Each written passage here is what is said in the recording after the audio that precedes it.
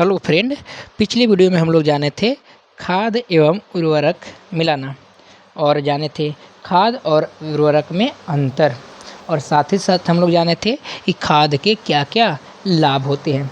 इस वीडियो में हम लोग जानेंगे सिंचाई क्या होती है, सिंचाई के पूरे डिटेल जानेंगे, सिंचाई के बारे में जानेंगे।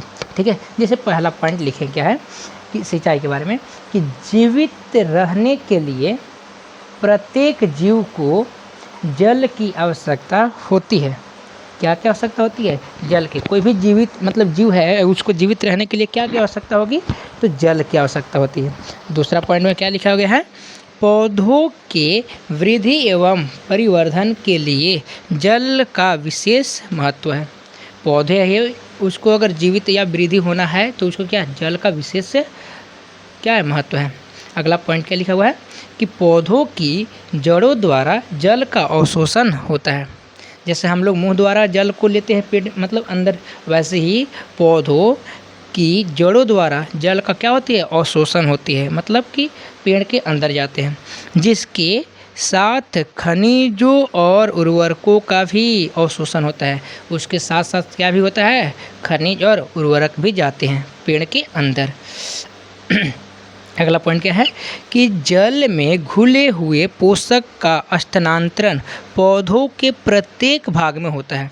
मतलब जल में जो घुले हुए पोषक रहते हैं वो या स्थानांतरण पौधों के प्रत्येक भाग में होते हैं। मतलब कि जड़ से लेकर पूरा ऊपर पत्ती तक, मतलब प्रत्येक पत्तियां तक हो जाती है, स्थानांतरण होती है।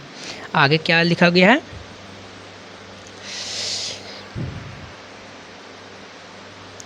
यह फसल की पाले मतलब ठंडे एवं गर्म हवा से क्या करता है? रक्षा करता है। कौन? जल। आगे स्वस्थ फसल वृद्धि के लिए मिट्टी की नमी को बनाए रखने के लिए खेत में नियमित रूप से जल देना आवश्यक है। मतलब कि स्वस्थ अगर कोई फसल मतलब और वृद्धि के लिए नमी, मिट्टी में नमी बनाए रखने के लिए खेत में नियमित मतलब लगातार कहने का मतलब कि उसकी आवश्यकता अनुसार जल देना आवश्यक होती है। तो जल हम लोग सिंचाई की परिभाषा जानते हैं क्या है? निश्चित अंतराल पर खेत में जल देना क्या कहलाती है बच्चों? सिंचाई कहलाती है। क्या कहलाती है? सिंचाई कहलाती है। अगला पॉइंट क्या लिखा हुआ है?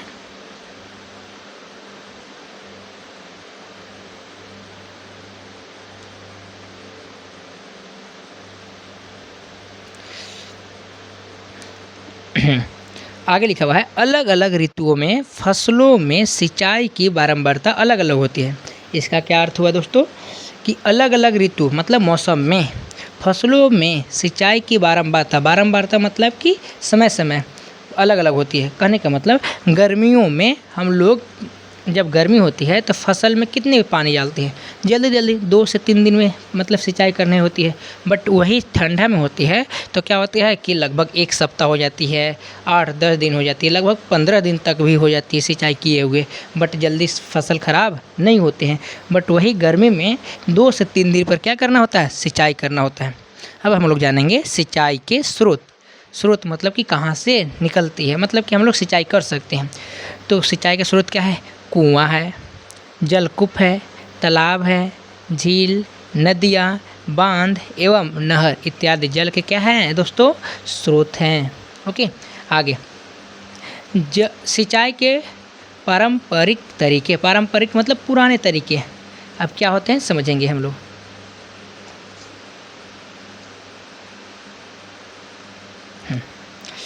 कुओं, झीलों एवं नहरों में उपलब्ध जल को निकालकर खेतों तक पहुंचाने के तरीके विभिन्न क्षेत्रों में भिन्न होती है।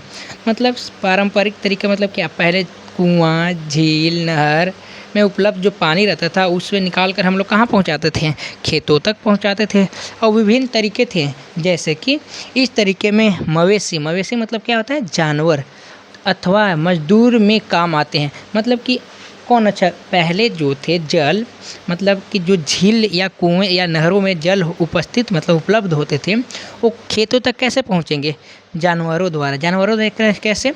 तो पहले रेहट हुआ करता था। क्या हुआ करता था? रेहट। उसके बाद जलकूप, ये सब इस सब द्वारा क्या मजदूर लेके जाते थे या फिर जानवरों द्वारा रेहट चलाई जाती है, जैसे बुक में हम लोग देखते हैं। देखिएगा दोस्तों, देखिएगा,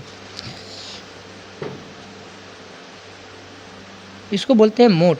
क्या बोलते हैं? मोट। मोट क्या होता था कि एक जैसे कुआं है और कुएं में याद मतलब यहाँ पे क्या एक डंडी लगा होता है और इसमें रस्सी, और रस्सी बांधने के बाद ये बाल्टी टाइप पे रहती थी और रस्सी जब छोड़ते थे तो अंदर जाती थी और अंदर, और उसके बाद खींचने के बाद क्या होता था, कुआं से पानी निकलता था, वो यहीं पे गिराते थे और यहाँ से करहा बनाया हुआ रहता था और खेतों तक जाती थी। जैसे यहाँ पे एक और पिक्चर दिया हुआ है, जैसे एक लठ, इसको बोलते हैं लठ। क्या बोलते हैं? लठ। लठ चलाना मतलब यहाँ पे क्या होता है, एक डंडा बांधा हुआ रहता था, इधर भारी मतलब कि पत्थर या कुछ भी बांधा हुआ रहता था और यहाँ पे रस्सी द्वारा क्या बाल्टी में पानी रहता था और नीचे डूबता था और उसके बाद इसको जाँपते थे तो पानी उठ जाएगी और फिर यहाँ पे गिराते थे। जैसे रेहट क्या होती थी? रेहट देखिएगा दोस्तों, जैसे ये है रेहट, मतलब कि यहाँ पे एक खूंटा लेकर रहता था, इस पर क्या बैल या फिर जो भी जानवर होते थे मवेशी, वो क्या करते थे, इसको घुमाते थे तो यहाँ से नीचे द्वारा मशीन यहाँ घूमती थी और इसके पास में तालाब या फिर कुआं या नज़दीक मतलब भरा हुआ पानी रहता था और ये जब घूमता था तो इसमें बाल्टी टाइप पे बांधा हुआ रहता था। ऐसे जब घूमेगी तो ये नीचे से भर कर और ऐसे आएगी, इस पर गिरती रहेगी और यहाँ से फिर पूरा पानी बाहर जाती थी। इसी को बोलते थे रहट, ऐसे दिया हुआ है बट रेहट गांव में रेहट कहीं कहीं और नाम से पुकारा जाता है इसे। ओके, आगे देखेंगे दोस्तों, सिंचाई की आधुनिक विधियाँ। आधुनिक कहने का मतलब क्या? जो अब हम लोग करते हैं सिंचाई की आधुनिक विधियाँ, जैसे छिड़काव तंत्र, ड्रिप तंत्र। अब ये क्या होते हैं देखिएगा दोस्तों, छिड़काव तंत्र क्या होती है इसको समझते हैं।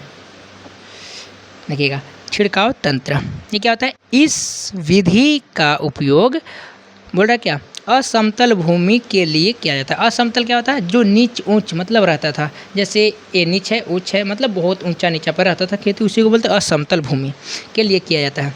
जहाँ पर जल कम मात्रा में उपलब्ध है, जिस जगह पर जल बहुत कम मात्रा में उपलब्ध होती है। बोल रहा क्या, ऊर्ध्व पाइपों मतलब नलों के ऊपरी सिरों पर घूमने वाला नोजल लगे होते हैं।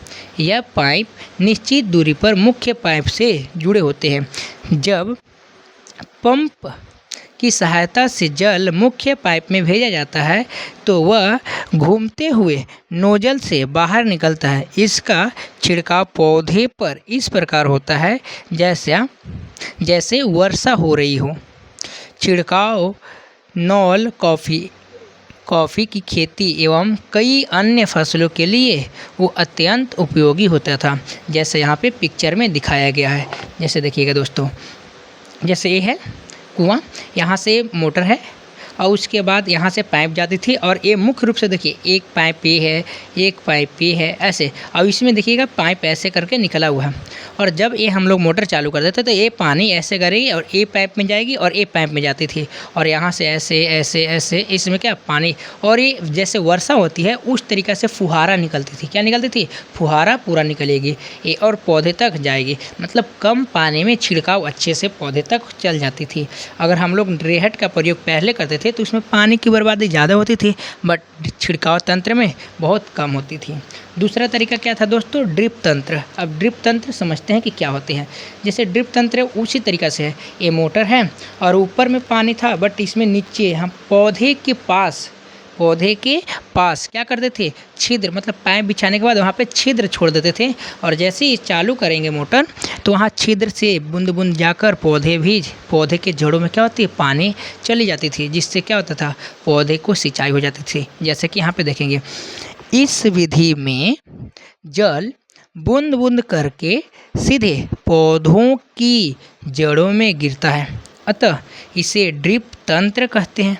वही अभी बताया ना कि जैसे ये पौधे के मतलब जड़ों भी यह छिद्र होता था, जैसे यहाँ पे करेंगे तो बूंद बूंद जाकर यहाँ पे हो जाती थी, डायरेक्ट जड़ में जाती थी और सिंचाई भी हो जाती थी। अब कम पानी में भी रहती थी, पानी की बर्बादी भी नहीं होगी ऐसे।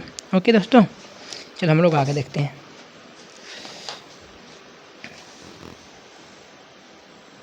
अब आगे हम लोग का टॉपिक है खरपतवार से सुरक्षा। खरपतवार होता क्या है दोस्तों? खेत में कई अन्य अवांछित पौधों प्राकृतिक रूप से फसल के साथ उग जाते हैं। उन्हें अवांछित पौधों को खरपतवार कहते हैं। कहने का मतलब दोस्तों क्या कि जैसे खेत में हम लोग फसल उगाते हैं, जैसे फसल मान लीजिए कि है, अब फसल के साथ साथ हम लोग क्या मतलब घास वगैरह ये सब उग जाती थी। और घासें वगैरह जो अलग से उगेगी उसी को हम लोग क्या बोलते थे? खरपतवार बोलते थे। क्या बोलते थे? खरपतवार। ओके, आगे खरपतवार हटाने को निराई कहते हैं। खरपतवार जो हटाने की प्रक्रिया है क्या कहलाती है? निराई कहलाती है। आगे समझेंगे। निराई करना आवश्यक है क्योंकि खरपतवार जल, पोषक, जगह और प्रकाश की स्पर्धा कर फसल की वृद्धि पर प्रभाव डालते हैं। कहने का मतलब कि अगर निराई न किया जाए तो खरपतवार जो होता है वो फसल को बर्बाद कर देंगे। कैसे बर्बाद करते हैं? जैसे अगर सिंचाई करेंगे तो जितना फसल लेना होगा उससे ज़्यादा तो ले लेगा खरपतवार। जैसे पोषक हम लोग डालेंगे, खाद वगैरह, तो जितना फसल ना लेगा उससे ज़्यादा इन लोग ले लेगा खरपतवार। वही जगह भी मतलब अति करेगा। तो मतलब कहने का मतलब क्या है कि फसल से अधिक मात्रा में पोषक तत्व इन लोग ले लेगा तो फसल को तो कम मिलेगी। इस वजह से इसको हटाना आवश्यक हो जाती है। आगे कुछ खरपतवार कटाई में भी बाधा डालते हैं। जैसे बड़ा हो जाएगी खरपतवार तो जब काटते समय बहुत दिक्कतें आती हैं। आगे क्या लिखा हुआ है दोस्तों? खरपतवार को हटाने एवं उनकी वृद्धि को नियंत्रित करने के लिए किसान विभिन्न तरीकों अपनाते हैं। मतलब खरपतवार को हटाने के लिए किसान जो हैं अलग अलग तरीकों को अपनाते हैं। कैसे? जैसे खुरपी से। खुरपी क्या होता है दोस्तों? जैसे एक ऐसे होती है और आगे मतलब जैसे डंडी है, यहाँ पे नोज अथी के पास क्या लोहा के कुछ लगा हुआ रहता है खुरपी, जिससे गाँव में घास वगैरह काटते हैं और तो उससे क्या करते हैं? खरपतवार निकालते हैं। जैसे हल द्वारा कैसे करते हैं दोस्तों? हल द्वारा करते थे। जैसे फसल को लगाने से पहले जो मतलब खरपतवार जमे हुए हैं उसको जोत दिया करते थे, मतलब कि जुताई करते थे। मिट्टी उलटने पलटने की प्रक्रिया होता था और वो उसके बाद छोड़ देते थे। छोड़ने के बाद वो खरपतवार सूख जाती थी। क्या हो जाती थी बच्चों? सूख जाती है और वो ऐसे हट जाएगी। उसके बाद बोल रहा है क्या? दवाई की सहायता से। दवाई मतलब कहने का मतलब क्या? खरपतवार ज़्यादा उग जाएगा तो दवाई से भी हम लोग क्या करते हैं? नियंत्रण करते हैं। आगे लिखा हुआ है क्या? रसायनों के उपयोग से भी खरपतवार नियंत्रण किया जाता है। उन्हें खरपतवार नाशी कहते हैं। मतलब रसायन क्या? केमिकल द्वारा हम लोग भी खरपतवार को नियंत्रण कर सकते हैं। जैसे 2 या फिर 4D एक केमिकल के नाम है। 2 या फिर 4D एक खेतों में इसका क्या करते हैं? छिड़काव कर देते हैं। ये फसल को बर्बाद नहीं करती है, ओनली 4 सिर्फ खरपतवार को बर्बाद कर देती है। आगे इसी बात को लिखा हुआ है, इससे खरपतवार पौधे मर जाते हैं किंतु फसल को हानि नहीं होती है। मतलब फसल को कोई प्रभाव नहीं पड़ेगी, बट खरपतवार सब खत्म हो जाती थी। आगे अब हम लोग अगला टॉपिक है कटाई। क्या है दोस्तों? कटाई। फसल पक जाने के बाद उसे काटना कटाई कहलाती है। मतलब फसल जब पक जाएगी तो उसे हम लोग काटते हैं ना, तो उसी को हम लोग क्या बोलेंगे? कटाई बोलते हैं। फसल की कटाई एक महत्वपूर्ण कार्य है क्योंकि पूरा जब फसल उग जाएगा मतलब तैयार हो जाएगी तो उसको काटेंगे ही नहीं तो फिर रखेंगे कैसे? तो फसल की कटाई एक महत्वपूर्ण कार्य है। फसल की कटाई के तरीके हैं। मतलब फसल कटाई की तरीका मतलब बहुत प्रकार के, एक हाथ द्वारा, जैसे मशीन द्वारा, ये सब करते हैं ना वही। जैसे दराती मतलब हंसुआ होता है जो हाथ द्वारा काटते हैं। हार्वेस्टर मतलब मशीन द्वारा हम लोग कटाई करते हैं। तो पूछा जाएगा हार्वेस्टर क्या होती है? तो जिस मशीन द्वारा फसल काटी जाती है उसे हार्वेस्टर कहते हैं। जिस मशीन द्वारा क्या होता है? फसल काटी जाएंगे उसे क्या कहेंगे? हार्वेस्टर। अब आगे आती है थ्रेशरिंग क्या होती है? तो कटाई के मतलब बाद काटी गई फसलें से बीजों मतलब दाने को भूसे से अलग करना थ्रेशरिंग कहलाती है। आसान भाषा में समझाते हैं, जैसे हम लोग काट देते हैं, जैसे कटाई हाथ से काटे या फिर थ्रेशर से, कुछ भी से मतलब मशीन द्वारा काटे। उसके बाद हम लोग क्या करते हैं गाँव में कि थ्रेसरिंग से, थ्रेसर हवा डावा जिसको बोलते हैं, उसमें हम धान वगैरह गेहूँ वगैरह जो भी है डालते हैं तो भूसा अलग हो जाती है और उनके दाना जो होती है बीज, मतलब जो फसल हम लोग को हुआ वो अलग हो जाती है। उसी को हम लोग क्या बोलते हैं दोस्तों, थ्रेसरिंग बोलते हैं। ओके, तो यहाँ तक हो गया। अब आगे टॉपिक हम लोग को बच गया भंडारण, और उसके बाद क्या बच गया, क्वेश्चन आंसर। अगर थोड़ा सा आप लोग को वीडियो ये अच्छा लगता होगा तो ज़रूर लाइक करेंगे और सब्सक्राइब करेंगे। अगर इसकी और चैप्टर कोई भी पढ़ना होगा, जैसे एक साइंस में तो अभी पहला चैप्टर पढ़ा रहे हैं, पहला चैप्टर जैसी ख़त्म होती है आप लोग को जो वीडियो अभी चाहिए कमेंट में ज़रूर करेंगे कि मुझे सर ये वीडियो चाहिए, ये वीडियो चाहिए। Okay, thank you for watching video.